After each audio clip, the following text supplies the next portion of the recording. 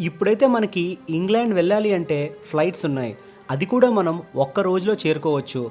కానీ సరిగ్గా ఇక్కడి నుంచి 70 సంవత్సరాలకి ముందు కోల్కతా నుంచి లండన్ వరకు వెళ్ళే ఒక బస్ ఉండేది అంటే నమ్మగలరా? ఎస్, ఇది నిజం. 15 ఏప్రిల్ 1957లో ఇది మొదలైంది. ఈ ప్రయాణం మొత్తం 50 రోజులుండి 32,000 కిలోమీటర్లు ఉంటుంది.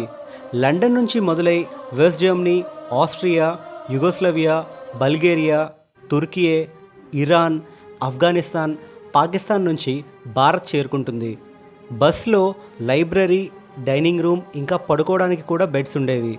దీని టికెట్ ప్రైస్ అప్పట్లో £145 ఉండేది. అదే ఇప్పుడైతే కొన్ని లక్షల్లో ఉంటుంది. ఇండియా అండ్ పాకిస్తాన్ మధ్య యుద్ధం మరియు ఇరాన్ అండ్ ఇరాక్ మధ్య కాన్ఫ్లిక్ట్స్ వల్ల 1977లో ఈ సర్వీసెస్ని నిలిపివేశారు.